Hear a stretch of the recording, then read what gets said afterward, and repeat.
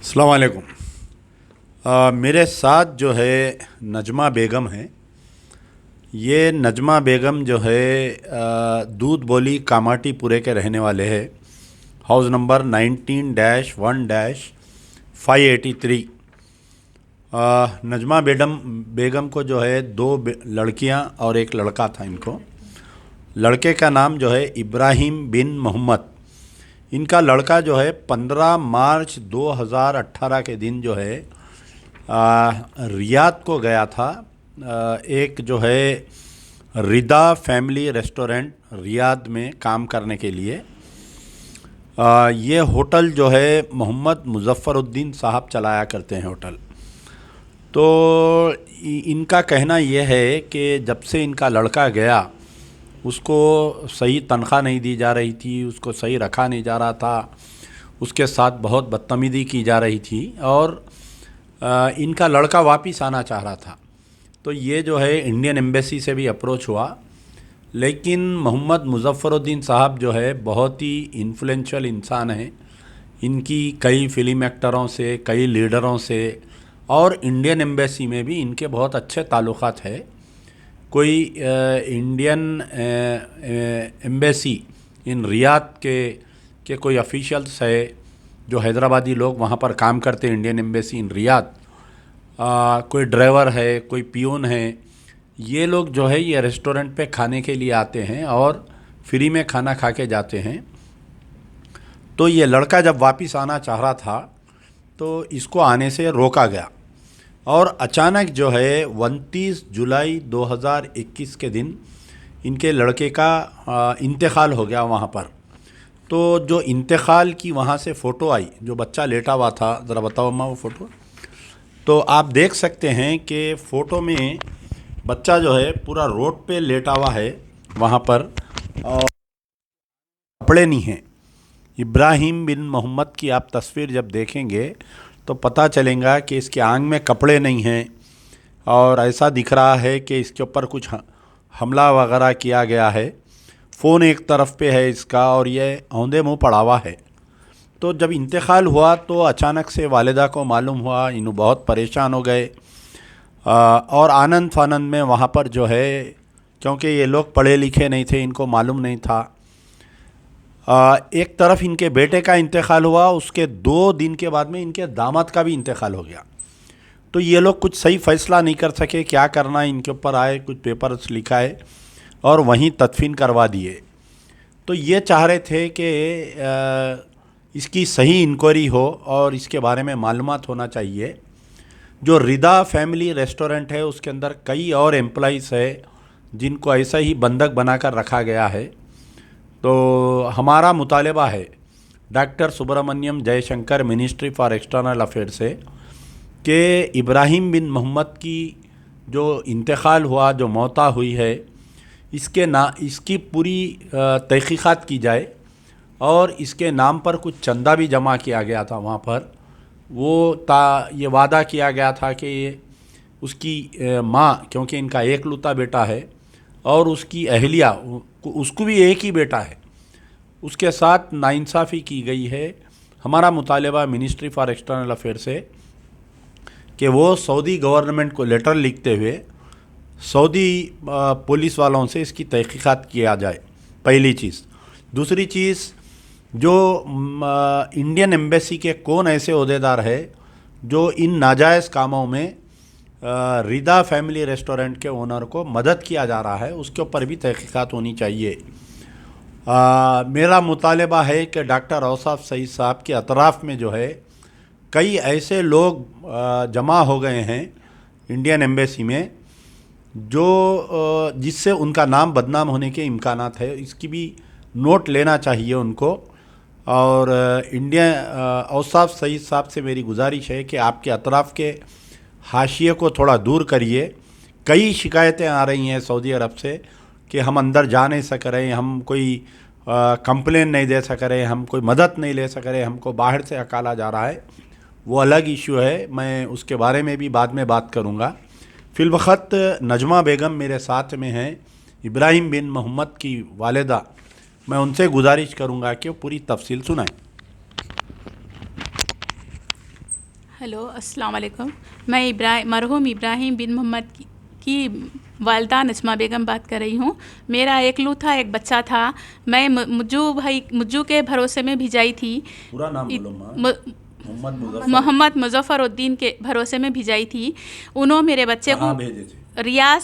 रियास हारा में रिदा restaurant family को भिजाई थी। उन्होंने मेरे बच्चे को इतने तकलीफ़ां दिए। मेरा बच्चा एकलौता एक बच्चा था। मेरी माँ को हार्ड हो जाएगा बोल के मेरा बच्चा कोई तकलीफ़ मेरे को नहीं सुनाया। और वीडियो कॉल पे 1.5 साल से नहीं आ रहा था मेरा बच्चा। मैं जब भी बोल रही थी वीडियो कॉल पे, एक बार दिखो बेटे, मैं बहुत तरस रही हूँ तुम्हारा को देखने, पप्पा मरे जब से तुम वीडियो कॉल पे नहीं आए। बोले तो नहीं अम्मी, मेरे फ़ोन में इंटरनेट नहीं है, मेरे फ़ोन में बैलेंस नहीं है अम्मी, बोल रहा था मेरा बच्चा। अंधेरे में 1.5 साल से मेरे बच्चे को अंधेरे रूम में रखे। जिस वक्त मौत हुई उस वक्त मेरे बच्चे के आंख पे एक कपड़ा नहीं था, नंगा मादर जात बच्चे को रखे उन्होंने। एक इंसान के बच्चे को इतने तकलीफ़ां देते हुए उनका दिल एक बार भी नहीं कांपा। बहुत तकलीफ़ां दी उन्होंने मेरे बच्चे को। एक माँ की आए उनको कभी खाली नहीं जाएंगी। मेरे बच्चे को मैं इतने तकलीफ़ों से पाली, एकलौता एक बच्चा था। मेरे बच्चे की लाइफ बनना बोल के भिजाई थी मैं। मेरे बच्चे को मौत के हवाले कर डाले उन्होंने। नहीं, आपका बच्चा आखिरी मर्तबा कब बात किया था आपसे? आखिरी मर्तबा उन्होंने 1 महीना पहले बात करे थे। इंतकाल से 1 महीना पहले बात करे थे। तो मैं बोली बेटे तुम्हारा टिकट डाल दिए मेरे फ़ोन में, 2 तारीख का टिकट है बेटे। बोले तो नहीं अम्मी, उसके दिमाग में क्या चल रहा कि क्या है कि। बोले तो आई वो क्या चलता, उनके दिमाग में कुछ भी नहीं चल रहा बेटे, मेरे को टिकट डाले। बोले तो अम्मी अभी 15-20 दिन है अम्मी बोल के। बोले तो नहीं बेटे 15वें दिन तो आप निकल जाते, 14 दिन ही है बेटे बोल के मैं बोली।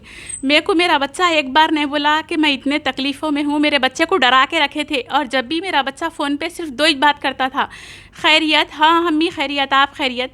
सुबह जिस वक्त इंतकाल हुआ वो फोटो आपको आई, जब कैसा महसूस हुआ आपको? जी, जिस वक्त इंतकाल हुआ दवाखाने में से उन लोग लाश को लाए तो फ़ोटो डाले। जो बॉडी जहाँ पड़ी हुई थी होटल में?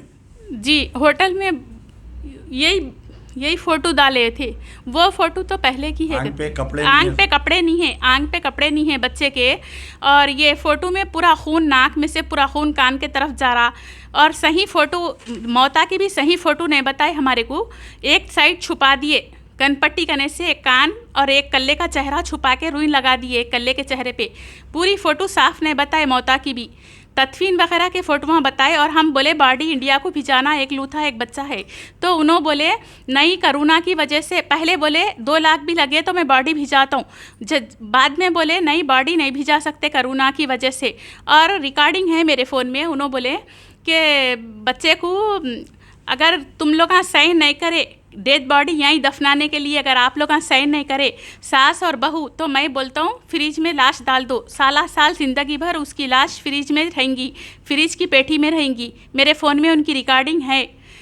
तो हम लोग वही बोले जान दो बच्चे को, कहीं को तकलीफ़ पहले 9 दिन से बच्चा।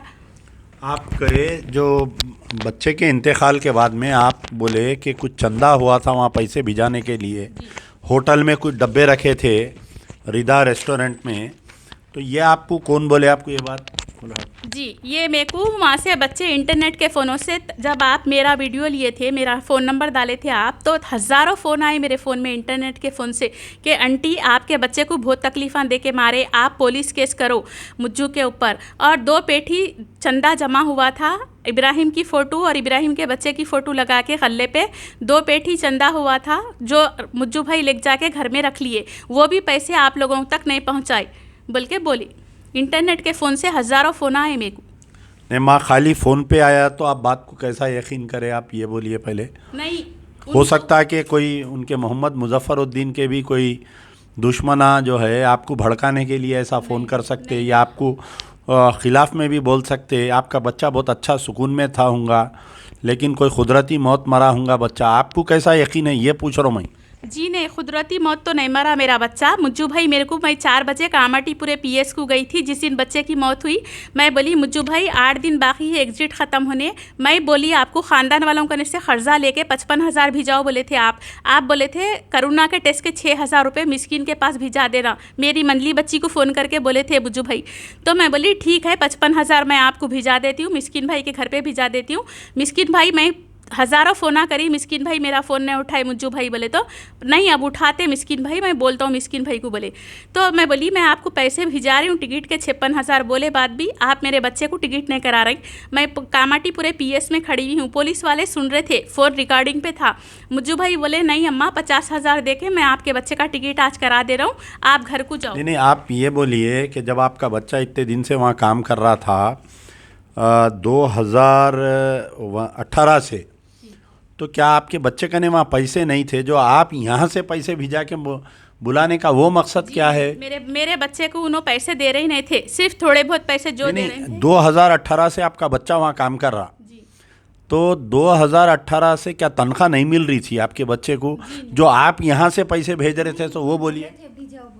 उन्होंने बोले थे कि भिजाओ पैसे, तुम भिजाओ अगर तुम्हारा इतनी जल्दी है टिकट कराने की तो। उन्होंने बोले नहीं, आपका बेटा आपको कोई तनख्वाह नहीं भेजा 2018? नहीं जी नहीं, 1 रुपया भी मेरा बच्चा मेरे को तनख्वाह नहीं भिजाया। उनकी वाइफ बोल रही, उनको भी सिर्फ 5 बार भिजाए कहते उनकी वाइफ को, मेरा बच्चा नहीं भिजाया। मुज्जू भाई बोल रहे थे एग्जिट लगाना और पासपोर्ट रिन्यूअल कराना 2 अहम काम थे जो मैं कर दिया। अगर उसकी बीवी नखरे कर रही तो उसकी बीवी को बोलो 55,000 भिजा के उसके शौहर को बुला लो। ठीक है, इंशाल्लाह इसकी तहकीकात करवाएंगे हम। मेरे पास ये लोग जो है आज से कुछ दिन पहले हमारे प्रजा दरबार में आए थे। उसके बाद में जब इनका वीडियो वायरल हुआ तो कई लोग बड़े बड़े बातें किए कि उन्हें क्या करता, इन्हें क्या करता, उन्हें क्या उखाड़ लेता। देखिए, मजबूर मासूम यानी एक मजबूर माँ है ये, तो अगर हो सकता है कि वो होटल वाले बहुत बड़े माल वाले होंगे, ताकतवर होंगे, रसूखात वाले होंगे, तो इस माँ को इंसाफ नहीं मिल सकेगा या उन्होंने इंसाफ नहीं करेंगे उन्होंने, लेकिन अल्लाह के पास तो इसका बराबर इंसाफ होगा। तो कभी भी ये मत सोचिए कि मैं बड़ा हूँ, मैं ताकतवर हूँ, मैं जो चाहे वो कर सकता हूँ। ये गलतफहमी दूर करिए, कम से कम इस माँ के साथ इंसाफ करिए। मैं उस होटल के ओनर से मेरी गुजारिश है कि ये माँ का एक ही लड़का था, अब इसको देखने वाले कोई नहीं है। 2 लड़कियों की शादी हो गई, 3 लड़कियों की पूरों की शादी हो गई। वो बेटे की ख़बर सुन के इनके दामाद का भी इंतकाल हो गया तीसरे दिन। वो जो मर गया इब्राहिम बिन मोहम्मद, उसको एक मासूम बच्चा है, उसको बीवी है। आप इंसाफ करिए, हमारे से जो कानूनी कार्रवाई हम करेंगे हो सकता है कि तुम जीत जाएंगे उसके अंदर, लेकिन अल्लाह के पास में तो सबको जवाब देना है। उसके अल्लाह के खौफ को सामने रखते हुए, अल्लाह के डर को सामने रखते हुए इंसाफ करिए। यार जिंदा सोबत बाकी।